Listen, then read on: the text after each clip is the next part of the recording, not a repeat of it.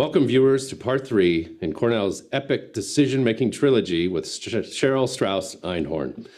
Some of us have rigorous processes for making decisions, some of us not so much. Without a framework and time-tested methodologies, we may find ourselves prone to mistakes and struggling when we don't need to. In our third installment today, we'll look at ways to reduce the number of mistakes we make, and even better, making mistakes before we make them. Or rather, imagining failure during our decision-making processes so we can avoid failure once we've reached our final decision. Sounds cool, right? Today's guest, Cheryl Strauss Einhorn, is creator of the Area Method Decision-Making System and author of the award-winning books Problem Solved, which is about personal and professional decision-making, and Investing in Financial Research, which is about financial and investment decisions. Cheryl is also also faculty author of the Cornell certificate program called Complex Decision Making. You've just seen a number of URLs probably just dropped in the chat. We will continue to do that throughout. So we've referenced the Decision Making Trilogy with Cheryl Einhorn, and in addition to the certificate program, heads up for more URLs dropped in the chat. So truth be told, Cheryl is among my favorite guests to have on the show. So viewers, please join me once again in welcoming Cheryl Strauss Einhorn back to Cornell's keynotes. Cheryl, great to see you as always. Thank you. Thank you so much for having me here and with the Cornell community. Always good to have you. So note to our viewers before we get started, this event is live, but it's also being recorded and will be viewable at this very same URL afterwards. So if you want to share this with friends or colleagues, whether it's live or the recording, please do so. These are free and, as you know, open to the world. You may submit questions in the chat throughout our conversation, which you may open by clicking the dialog box at the top right of your video player, which you see right now. And throughout our discussion, as mentioned, we'll be sharing URLs and resources in the chat. Another little twist, we're doing a little interactivity exercise throughout our conversation today. You'll see a QR code pop up on your screen. Shoot it with your phone, open up that, and we'll use that for some of the polling and discussion that's going to be taking place. So get yourselves going with that right now, and we'll get into that in just a few more minutes. So again, those two previous keynotes in the series, we'll share them in the chat right now, and be sure to check those out. They certainly complement what we're talking about. It's all kind of linked together in a problem-solving ecosystem for you. So Cheryl, let's get started. What do you say? Absolutely. Perfect. Okay, viewers, I want you to get involved right out of the gate, and we're counting on your input here. So scan the QR code and submit your responses, and we'll see them in real time here. So first question. Let's launch the first one. Do you agree or do you disagree? I worry about making mistakes in my decision making. Who doesn't worry about making mistakes? Overwhelming agree at this point. We've got a few people who are perfectly confident in their decision making. Maybe they do have a framework or a process or something rigorous in place. We'll see. So there we are. We're at about 95% agree. Yes, they worry about making mistakes. Poll number 2. In 1 or 2 words, this is going to appear as a word cloud. I'll ask you, what kind of mistakes do you think you make when you make big decisions? Maybe, typically where you get tripped up. What is it about your decision-making process that you feel you might be a bit inadequate in making? So here we go. This is not an agree or disagree, so we'll wait for some more results. It does take a few seconds. It has to travel all around the world. That's the way this thing works. Okay, so let's see some results coming in here. Moving too quickly, right? We see a little worried about hastiness. Probably very common problems. I tend to be impetuous. Any of these kind of jump out at you, Cheryl, as usual suspects? Right, a lot of these are related to self-doubt, yeah. Being impulsive, too critical, not enough information, people-pleasing, too optimistic, wasting money, and fear of missing out or fear of the wrong decision. And so what I think that we're seeing here is, many people feel like they're rushed or they don't have enough time. They're not sure how to enter into their decision making. Maybe they're not sure how to include others, or they're worried that they can't find their own inner voice and they're focusing too much on others. It's a lot of the type of the responses that we're getting. Yeah, pretty well balanced there, right? People are either overthinking it or they're reacting too hastily. Assertiveness is always kind of a value that's, that's kind of valued in decision making, right? Having the ability to, or the will to move forward quickly. So, in your experience, Cheryl, I mean, what kind of mistakes do people share with you that they worry about making? And anything else that's outside of what we've seen here with the audience? I think it's pretty indicative, this idea that they feel a sense of time urgency. Yeah. They themselves are rushing, or they feel like they don't have enough time, or they don't know what to do, or they don't know how to research or enter into the decision. And again, this idea about how others impact the decision making. And one of the things I think that is something that's so accessible to all of us that we don't tend to really think about is this idea about putting a temporary speed bump into our decision making, which a temporary slowdown can actually speed up our efficacy. And you and I have talked about this. I call it the cheetah pause. Right. So remind us why you call speed bumps a cheetah pause. What is that all about? Well, so the cheetahs, the cheetah is one of the fastest land animals, but its prodigious hunting skill is not that it accelerates like a race car. It's deceleration. It can decelerate up to 9 miles an hour in a single stride. And that builds in agility, flexibility, and maneuverability. And that's exactly what we need in a quality decision-making system, because decision-making, although we'd like it to be linear, it isn't, right? We need to be able to update our information or our analysis, and that could mean that we will need to circle back. And so using this thought, the metaphor, the mnemonic of the cheetah and the cheetah pause is a nice, easy way to help to remind us to put in that speed bump, to decelerate, so that we can chunk our learning and make our work for us when we make decisions. Perfect. So we're getting into timing. How about some of the other common mistakes, right? The ability to, to accelerate and pause and kind of dial it back for a minute. That's something that is critical. Any other common mistakes related to decision making? Yeah, look, I think when it comes to complex problem solving, it can be very frustrating. Where do you start? Where do you look for good information? And so a lot of people don't really know what to do or where to begin, because these big problems, they have a high emotional texture for us. We often think that they're going to have a long-term impact. And also complex problems are just that. They tend to have many other problems that need to be decided along the way. So my area method decision-making system addresses this by saying, don't worry about that.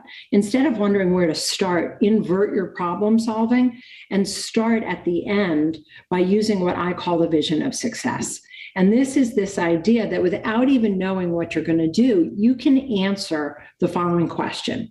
What has to happen in the outcome of the decision for you to know personally or professionally that the decision has succeeded for you? And so by writing that out and by looking at that success metric, you now know where you want to end up. And from there, you can derive your critical concepts, the 1, 2, or 3 things that you want to deeply and creatively investigate to solve for that vision of success. So now, instead of having open-ended problem solving where N equals all, you have something that's targeted and focused on what you deem to be a successful outcome. And that can make you feel far more empowered. Cheryl, let me ask you, for those friends who are joining us who haven't seen parts 1 and 2 of our epic trilogy, what is the area method? Can you break down the AREA components of it? Absolutely. AREA is an acronym for the steps of my decision-making system, and it's a perspective-taking system. The basic idea behind it is that we would like to think that we're rational, but we're not really. We don't see the world as it is. We see it as we are. And so the idea is that if we can change the way that we engage with our information by separating out how we collect and analyze it to get up close on each of the stakeholders who are involved in our decision, we can have an opportunity to holistically solve our problems. So the steps stand for of AREA, A for absolute research, up close on the target of your decision, are relative or related sources somehow connected to the target at your decision. And then the E's in AREA, exploration and exploitation, upgrade your research beyond document-based sources. So exploration allows you to collect the wisdom of other voices by interviewing. It's the difference between the map and the terrain. And then exploitation is about looking inward at yourself as a decision maker to check your assumptions with evidence. And then that final A analysis puts all the pieces together, helps us think about failure before we've made that decision so that we can strength test it, and then helps us come to conviction in the end. I hope you don't mind if we delve into your past really quickly, because I find this pretty compelling. I had asked you before, and we've done this live.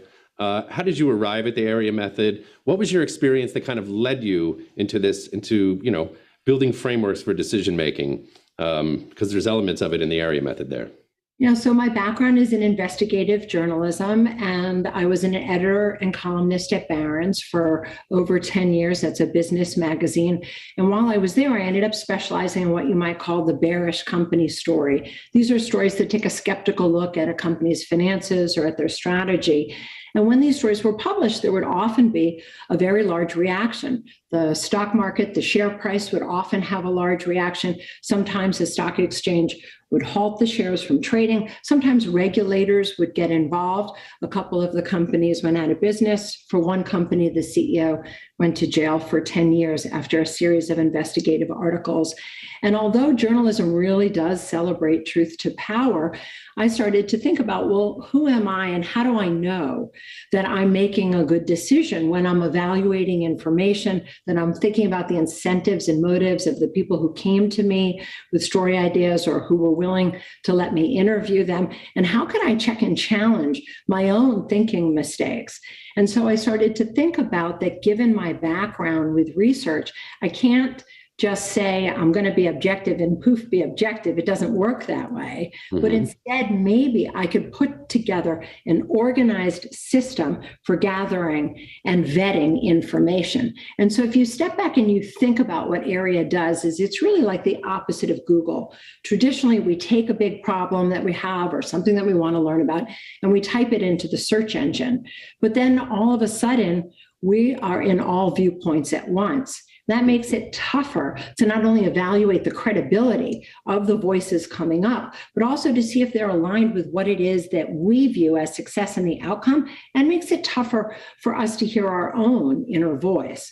And so instead of engaging with all perspectives at once, this idea to thoughtfully challenge and change, the opportunity to give each of the different perspectives a chance to speak for itself, can help us build our own inner compass as a decision maker and a researcher, and also help us to better find entry points to create strength in our relationships as we're solving problems with others.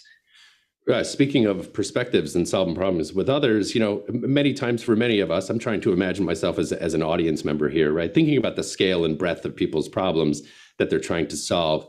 You had mentioned, inclusion is a big piece, right? You often hear about people not knowing what inclusive decision-making actually is. Some of us make decisions on our own, but we're also duty-bound and required to make decisions as groups often. Can you talk a little bit about inclusive decision-making? Well, I think for too long, decision-making has been thought of a solo event. But it's not. There's almost no decision that we're going to make that doesn't somehow touch other people. And so at the heart of being able to holistically solve our problems is being able to really have strong relationships and to know how to include people. And so what Area does through the perspective taking is it gives multiple ways for those stakeholders to enter into us looking at their vantage point. And also at the end of Area, you have this beautiful audit trail that shows the work and the thinking, so that when we're discussing these emotional issues, as high stakes decisions are, we can show somebody the way that we thoughtfully tried to engage with their perspective and with their incentives, which allows us to be able to tackle the problem without hopefully having the relationships feel like they haven't been honored, but instead show the intentionality that we recognize and need to strengthen our relationships to be able to holistically solve our problems. So when do we make decisions about when to include others in our decision-making process, or to intentionally exclude others in our decision-making process? Can you tell me a little bit about that? I don't think there's really ever a time to exclude others, because like I said, almost no decision that you're going to make that at some level doesn't impact other stakeholders, whether it's your significant other, your family, your friends, your coworkers, other people in the world. And so realizing this and understanding that we can help get along better with other people is something that can also make our decisions feel more satisfying and give them a better chance to succeed. Great answer. I'm glad I asked it. So we're talking a little bit about, let's move on a little bit to mistakes in decision making. That's kind of the theme, that's the through line of what we're talking about here. We do have a poll to accompany this little avenue that we're going to go down to. So let's launch this question here. Again, we're talking about diving into mistakes. Cheryl would like to know, what are one or two words that come to mind about how you feel if you think you've made a decision mistake? If you think you've made a wrong decision, what are one or two words that kind of emotion or describe the emotion that you might undergo if you think you've made a decision mistake? I'm going to try to come up with mine. We'll see how it lines up with others. Good. So we'll get some input here. It takes a few seconds, and then instantly we'll have some of this regret is obviously embarrassment, anger, yep, anxiety, stupid, nervous, dread, defensive, panic, guilt. These are very difficult emotions that we're getting here. Yeah, self-doubt, right? Self-doubt, a lot of self-doubt. Let me say, this idea that that we make mental mistakes, the result, I think you can see with this word cloud, is that we often then make literal mistakes as well. And this gap between how rational we want to be and the end result can be really daunting. And so these emotions that we've just identified in this word cloud, they're real, and we can't avoid them. They're signaling us. So I have a little trick, a little mental game that I often do with people to help mentally prepare us to travel from these feelings of anxiety and fear and dread to how we want to feel after we've made a decision. So let's move right now into one more word cloud. Can everybody please think of one or two words that express the emotion that you want to feel after you've made a big decision? Let's see what comes up from that. So if those are... Go ahead. I was just going to say that I made some notes just to fill in the gap here. But the one that kind of, I thought about this for a little bit, and I guess the way I want to feel is not regretful, right? I mean, that was one of the major ones that kind of jumped out. I think I want to be assured that I was diligent, that I was able to analyze the problem properly.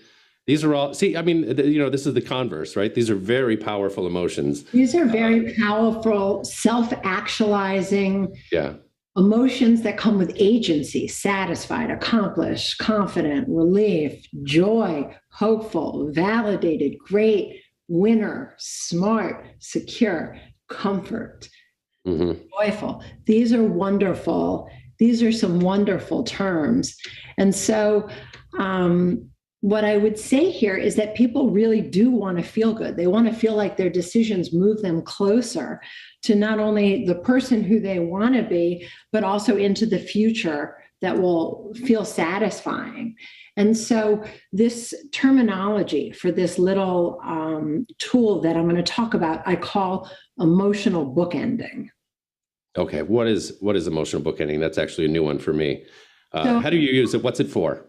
So it's for moving emotionally from where we are when we're staring down a complex emotion and filled with that worry. The words on the earlier word cloud that we did of, anxiety and worry, maybe embarrassment and concern. So how you are feeling pre-decision to moving to the feeling that you want to have from a decision well made. And so what I recommend with the emotional bookending is, when you are getting ready to start solving a complex problem, use that cheetah pause, give yourself that deliberate disruption, and say to yourself, how am I feeling? And then write down some of those words that we saw at the beginning: worry, anxiety, or it could be some people are very excited about it. But what is that feeling? That's step one. And then picture yourself that you've made that decision successfully, and just stay in that picture. What do you want that feeling to be? And that's these emotions that we just saw in this word cloud. And then write it down, name that emotion. whether it's joy or the idea that you're a good problem solver, or that your family is going to be happy, or that you're setting yourself up for future success, whatever that feeling is. And this mental exercise can pay homage to our emotions and actually give us some of that agency that we want to be feeling. So emotionally preparing ourselves can make it even more fulfilling to use a system like AREA with the foresight of the kind of emotional satisfaction that we want to attain from a decision well made. And that can make it continually easier to have the resilience to want to invest in our decisions. You know, I was talking a little, well, we've been kind of, generally speaking in the abstract, and I always try to put myself in the position of an audience member, thinking about my particular problems and some of those that might be shared from our audience here, right? So we have a question from Harv. Can you give some specific examples using the process? I know that's broad, but I guess maybe what the underlying premise here is, do we only apply this to high stakes decisions? You've worked through this practically over the years, right? So it's making decision to buy this teapot over that teapot. Maybe we're not really talking about that because the stakes are relatively low. We're talking about career changes, or buying a home, or how to grow our business, or how to work with a difficult team member, or how to align on our mission. And so I just want to mention that using emotional bookending, I'm going to give you the higher level overview, and then I'll give you an example of somebody who I recently worked with on this so that we can answer the specific question that listener asked. So first, it can help you sync and align with team members, right? About possible achievement. It's like taking the temperature in the room. Somebody who I recently worked with said, I think this is really useful to identify roadblocks in the decision-making process.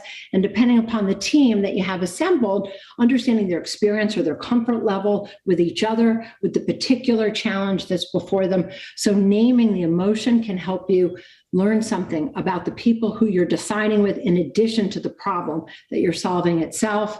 It can also assist in knowing when the research and decision-making is on track, and to help course correct when the process is not building toward the desired emotion at the end of the bookending. It can also therefore create a sense of community and clarity of vision. And for individuals, it can help give others the perspective that you're feeling, and then give them room to be able to share powerfully as well. So to answer the specific question about a time where it was used and what happened, I was working with somebody recently who told me they were completely overwhelmed by a request to do a cost-benefit analysis of an early step in what was going to be a 20-year project. The person was provided all the history and the materials, and then asked to return the answer in 1 week. Mm-hmm. And, this person felt like, okay, this is unreasonable, and the information that I'd given a week is incomplete. But if you walk in with that, you could see that could be off-putting. It could sound offensive. It's not an easy entry point for the supervisor to be able to understand the experience and to be able to course correct.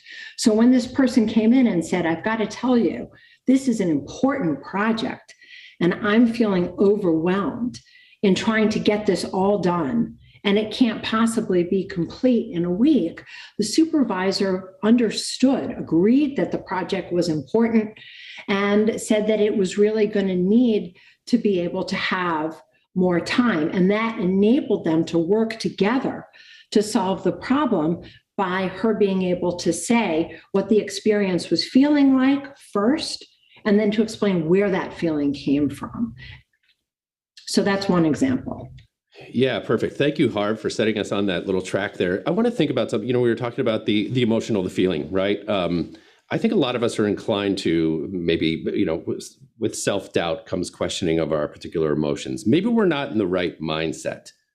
These things come up certainly when you're making huge decisions. Am I being too impulsive? Have I thought this out? All of that kind of stuff. You had mentioned in previous conversations before in the prep call for this, about not pushing your emotions aside, actually trying to understand them as opposed to compartmentalizing them and getting them out of the way. Tell me what are your thoughts on that? Because I found it really illuminating. Yeah, I don't think emotional avoidance works. They just get stuck. They get stuck inside. Yeah. And they are trying to give us some information. So I think instead of trying to avoid them, we want to pay homage to them and we want to drive them to help us in our problem solving. We don't want the emotion to drive us. We want our ability to understand what the emotion is saying to help us really have this opportunity to recognize that there's some discomfort there, to try to identify what that discomfort is, and then to channel it so that we can help it to dissipate and not have it drive us. Because otherwise, it's often our emotions that really can make us reactive, and that's not what we want. That's when we end up engaging with the decision myths that you and I have talked about. This idea that we don't have enough time, or this idea that it's our decision alone. And so really giving these emotions a name, writing them down can help us to really better deal with them and not allow them to drive us. When you're working with groups and teams, I mean, what we're talking about here, the language we're using, this is very empathetic. This is very, open, revealing, open kimono kind of stuff that we're talking about here. When you work with groups and teams, do you find this language to be just basically difficult for some people? Many of us are very staid and private, and I don't know, maybe revealing emotions around problem solving is not something we do so easily. I don't know. Any thoughts on that? I do have some thoughts on that. I think revealing our emotions to ourselves, that's really important, and we can really learn something. As I've worked with other people and they've tested this out, they've really appreciated the opportunity to lead with that, because it does create space for somebody else to understand the experience that they're having. Sure.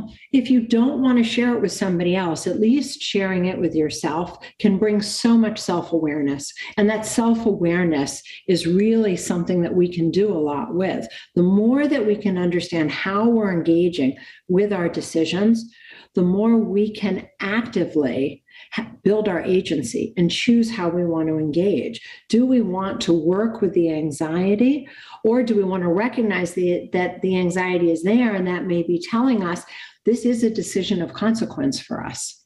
And that really means all the more that we should invest in ourselves to make a decision that is going to be thoughtful and careful. So when we talk about group decision making, there's this concept of taking the temperature of the room. Can you talk a little bit about that and how you do it, why it's important? What are the dynamics at play when you're taking the temperature of the room? What does that really mean?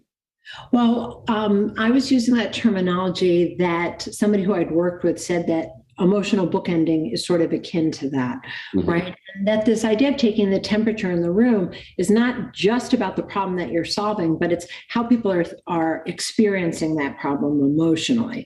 Are they excited to take it on? Do they feel well equipped?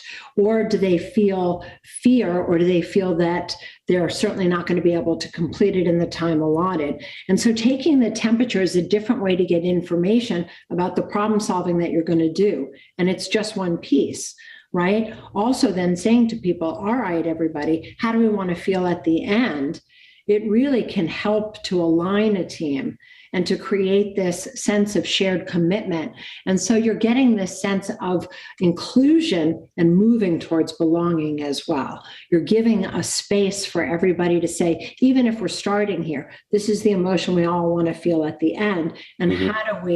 how do we bridge that gap so that we can bookend the emotions to travel to where we want to be once the problem is solved. And it probably helps us understand each other's objectives and motivations, right? And then gets us to a place where we can potentially align, right? It helps you kind of, it's a process. It's about refinement and saying, we're all going toward this now, right? Right. Yeah, exactly. So let's talk more about some examples of group decision-making, unless I'm getting us off track here, but I don't know. An example from someone that you worked with that can better help us understand some of the group decision and research and all of that kind of stuff. Well, one of the other people who I recently work with who use this is somebody who is a relatively new CEO who took over for somebody who had been a founder. So, everybody was used to working with this person, and now there was somebody coming in who was changing the direction and taking over, and this ability to allow space for people to sort of say, how did they feel about working with somebody completely new who's not going to carry on the legacy in the exact same way, but is going to take it in a slightly new direction? How's everybody feeling about that? And allowing this shared space for people to be able to not only address what the strategy is, right, but also about how they felt about it, allowed for a really fulfilling conversation to have everybody know that even if they liked the strategy, that in dealing with such a different personality for how that person wanted to engage and learning what that would mean could really give people an opportunity to understand a why and to have a moment where it gave everybody a place at the table. Mm-hmm. I have an audience question here that I think is actually really good to kind of bring into the mix, which is, we talked about the idea of making mistakes before you make them, being essentially agile, failing fast, even before that failure kind of occurs. I have a good question from MY, I believe it is. How do you use this framework to correct course after a bad decision has been made, right?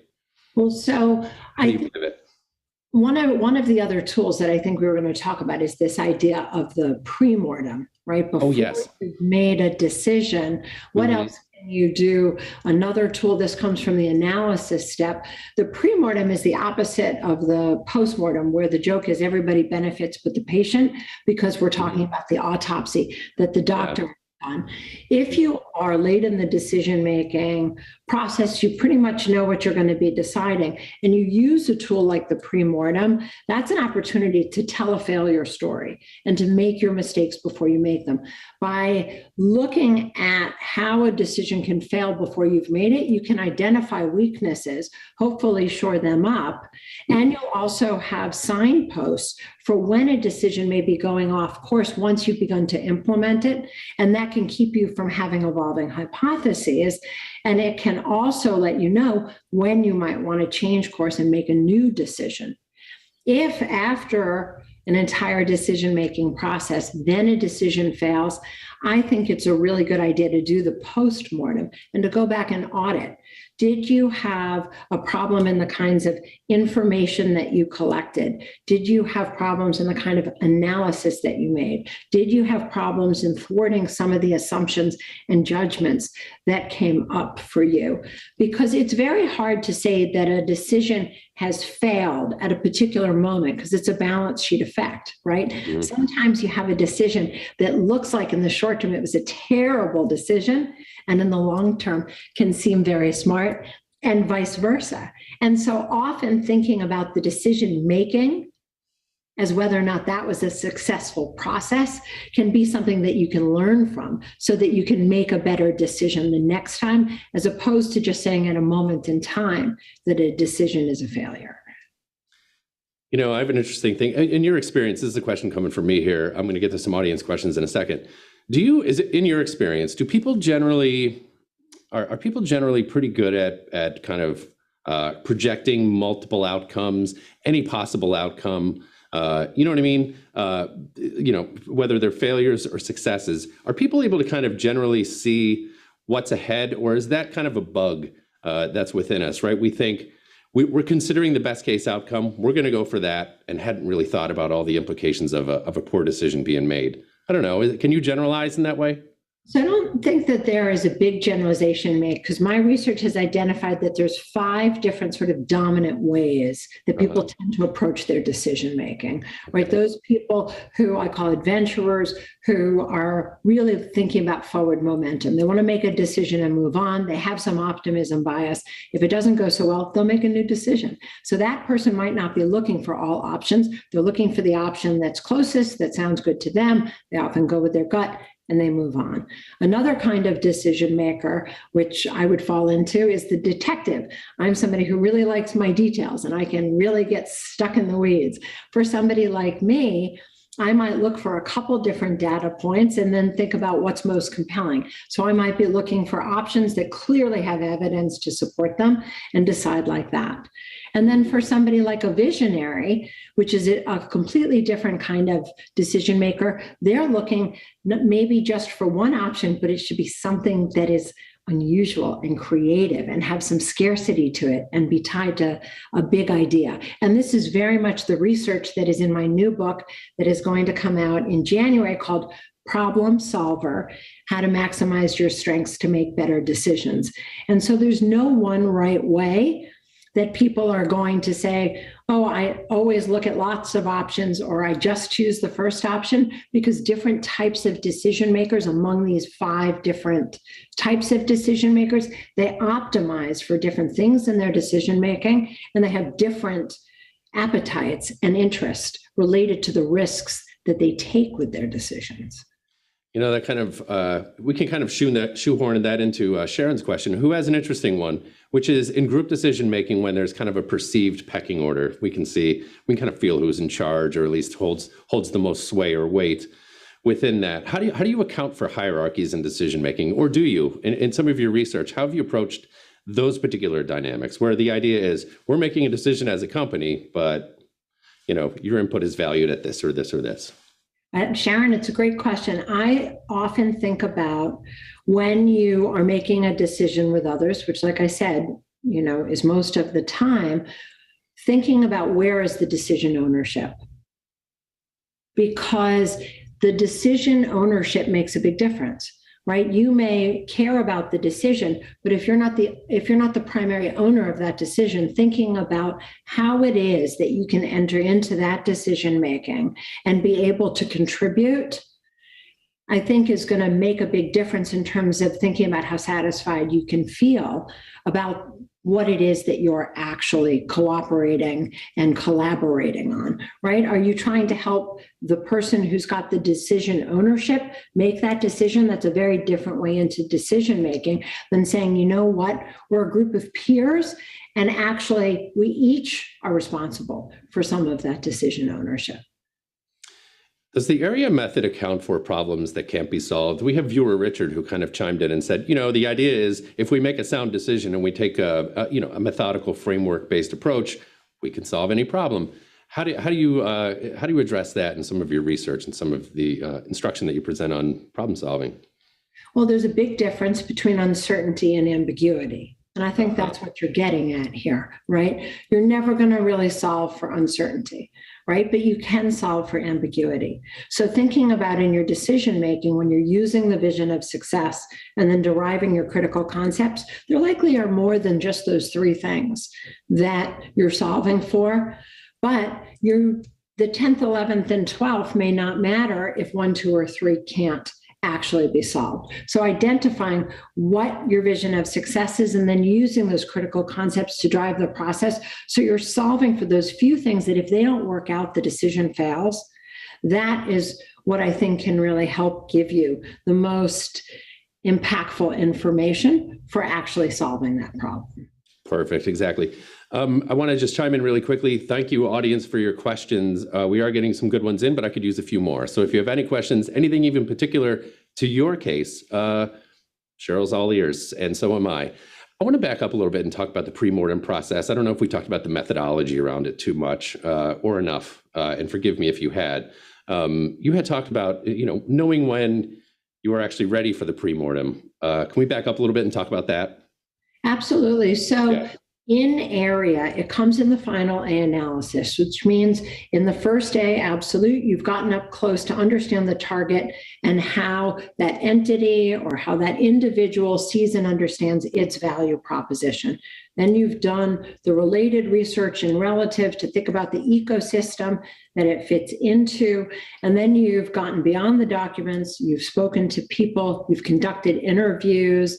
You then have tested your assumptions against your evidence, and now you're in that final step of the process. You have a pretty good idea what you're going to decide, and so you actually know the variables in the decision so that you can tell that failure story and not rushing it.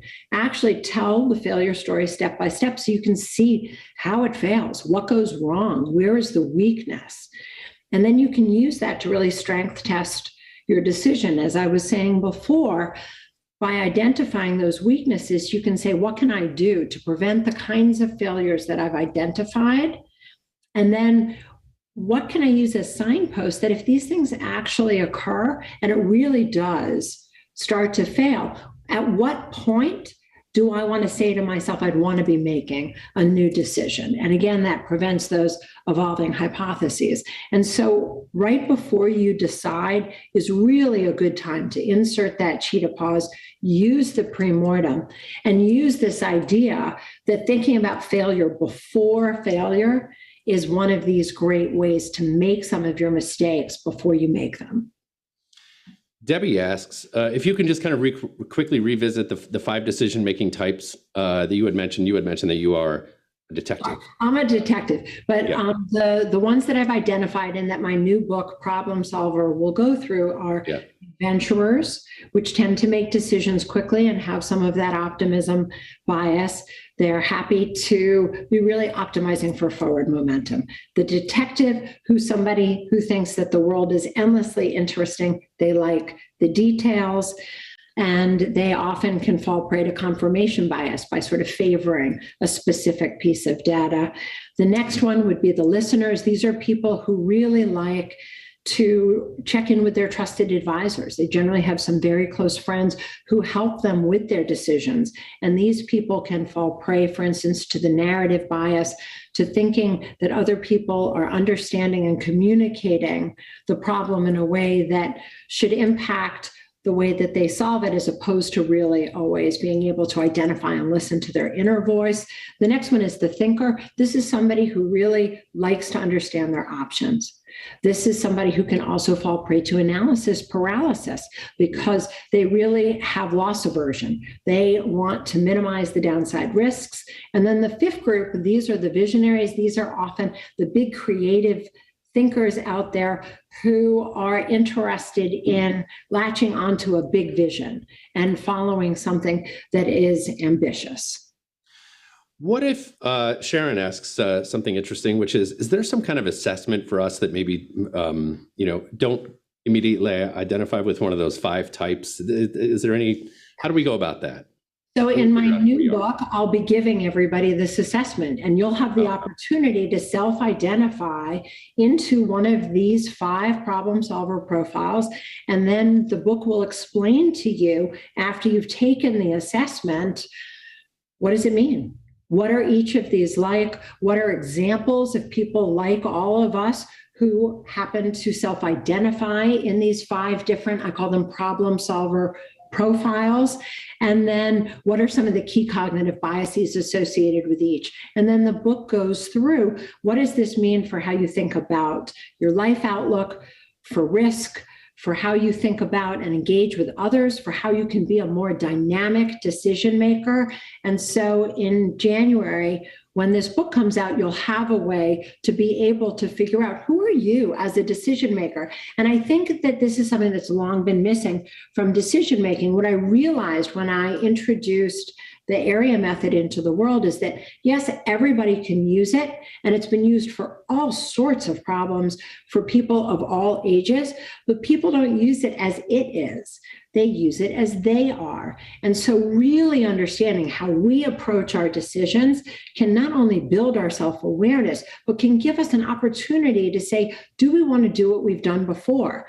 Because we don't often stop to think about, how do we solve problems? And why do we solve our problems that way? And how can we change and become more dynamic as decision makers? What do we do when we get in a situation where we suspect that there may be groupthink going on, right? That, we don't have a clear picture. Things are getting murky. Everybody's behaving in strange ways. Any thoughts about that? Viewer Brett wants to know any of your thoughts, cases, consequences, scenarios where that plays out and how you think it should be handled. Well, I think that's why it's so important to engage in an evidence-based decision-making system that really looks at controlling and countering these cognitive biases that we've been talking about, whether it's confirmation bias or optimism bias or the planning fallacy and so on. Because once you get a group of people together, and they've been working together for a while, and they're in similar jobs, for instance. I've often found that although there may be diversity in terms of people's backgrounds, there may not actually be intellectual diversity. And if you don't have that intellectual diversity, for instance, you end up at an engineering company with a whole bunch of detectives, right? You can easily see how you could wind up with something like groupthink. So again, using a system that is going to follow a logical progression, which gives you an opportunity to look at different perspectives and also to test assumptions with evidence, is one of the ways that you can really get around or break through groupthink. You know, all of us are works in progress, right? We have a ways to go, no matter how far we are advanced in these particular, in our own decision-making capacity. MY asks, and this is an interesting one, we all have biases, right? To some degree. How do we avoid confirmation bias, especially when it comes for the individual decision-making scenario? So that's really where I think that this exploitation step has long been missing from decision making. This idea that we can engage with some creative exercises that give us several different ways to interpret and analyze the information that we've collected to understand its diagnosticity. And a couple of the tools that I describe in Problem Solve and in Investing in Financial Research that are in the area method are the pro-con, which is a very simple tool that most of us have used in the past, where you have two sides of the decision. What would you put in the pro side? And can you look at each pro and understand the con of that same pro, so that you're actually looking at how any piece of information can have both an upside interpretation and a downside interpretation, or a tool like the competing alternative hypothesis exercise, which is really a mouthful to say, but it is basically this idea of lining up all your evidence on, let's say, the x-axis, and along the y, the hypotheses that you have for the decision that you are trying to decide. And then you look at the diagnosticity of each piece of evidence against the hypothesis, not looking for confirming information, but looking for how you can disconfirm that particular hypothesis. And so these are two different easy ways to get around confirmation bias. And a third would be a scenario analysis, which doesn't look at one particular story of how the decision turns out, but instead looks at a base case, an upside, and a downside to look at how vulnerable each specific variable in the problem solving is to changing circumstances. Perfect. Ever the detective. What do we say to viewer Stacy, who says, and maybe you can tell me what kind of decision maker Stacy is. This process sounds very complicated and time consuming. How much time do you spend on each step of the process? Who has time to do all of this? What do you say to Stacy? Stacy, time is such a valuable resource. I absolutely agree with you. The idea, though, is that learning a system for complex problem solving is almost like taking a vitamin. You can read one of the books, you can read about the system, and you can read about these different steps, so that when it comes time for you to make a decision, you don't need to do every single step, but you know what a quality due diligence process looks like. And then, just like the analogy with the cheetah, you need something that's agile and flexible that can drop right into your life, into the time that you have. But the first thing is to know what this system looks like and why the different steps exist and how the different steps help you in your problem solving. Right. In short, not thinking through the problem actually isn't going to help you solve it. Right, if you're not going to spend time with it. So we have a little through line developing here in the audience chatter. Both Morrow and JT want to know about checks and balances. In the case of Morrow asks, what about checks and balances for every profile? Do they complement each other? When JT asks, please talk about checks and balances, or help me understand area in relationship to checks and balances. Any thoughts? I'm not quite sure what you mean by checks and balances. I suppose in a group dynamic, you know, is there one type that tends to overshadow others just by their very nature? So these are great questions. And the new book, Problem Solver, will go into all of this, because some pairings of problem solver profiles are much easier than others, right? If you have an adventurer and a detective, an adventurer may think the detective takes forever, and the detective might think that the adventurer is hasty. Neither of those things, though, really pay homage to the benefit that the other decision maker has. And so in the book, what I do is I give you all the problem solver profiles, each of the cognitive biases that are most closely aligned with each of them. And then I go through a whole group of real life scenarios from people that I've worked with about where the problems come between the different problem solver profiles, and then what happens once they recognize the problem solver profile that they're dealing with in the other stakeholder, and how they're able to not only strengthen that relationship, but also have a much more easy time making decisions together. Because certainly some profiles work more easily together than others. And I think we see it ourselves in our daily lives all the time.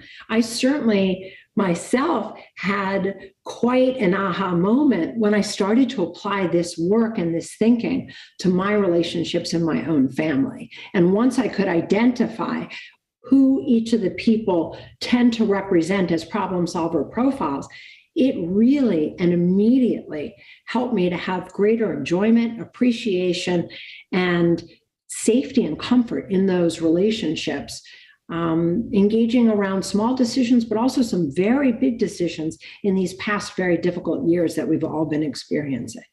Thank you, Cheryl. You know, I failed in preparation for the show. I didn't write down the name of your book or provide a URL for those who are interested in it. What's the next step? What's the call to action for people? You mentioned that your book is coming out in January on Cornell Press. What's the title of it again? So the new book is called Problem Solver, Maximizing Your Strengths to Make Better Decisions, and that will come out in January. Cornell Press is publishing it. My first book is Problem Solved. That's on personal and professional high-stakes decision making. And my second book is called Investing in Financial Research, and it's on business, economic, and financial decisions. And that also takes you through the AREA method with those kinds of decisions. You can reach out to me through my website at areamethod.com. It's AREA method.com. And I would love to have an opportunity to learn about the big decisions that you're making and how we can all make better big decisions together. There we go. So we do have the AREA method URL. Mick, please share that with the audience. Everything is Cheryl Einhorn. You can find there. It's a great website, great series of resources.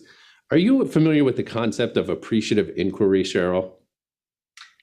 Say more about appreciative inquiry. And Mary Ellen's asking about it. And I suppose if you knew what it was about, it would be easy to answer. So I just thought I'd just run that one by you. No, but it's a great term. I love that. It sounds like inquiring from a place of empathy and inclusion. So it certainly has a nice name. Apparently, it's something that can lead to more visionary and hopeful solutions where problem solving can sometimes demotivate others. I'm curious. I'll look it up after this. Kurt, there's a couple questions that are kind of coming up. How do you know when you've done enough research, right? Back to the previous question, who has time for all this? With so much information available, analysis paralysis is a recurring issue for many people. You get trapped in a never-ending loop. Can you, I know you mentioned that before, but can you reiterate a little bit for us? How do you know when you're ready to go? So the vision of success, again, is, I think, so integral to having a satisfying problem-solving process.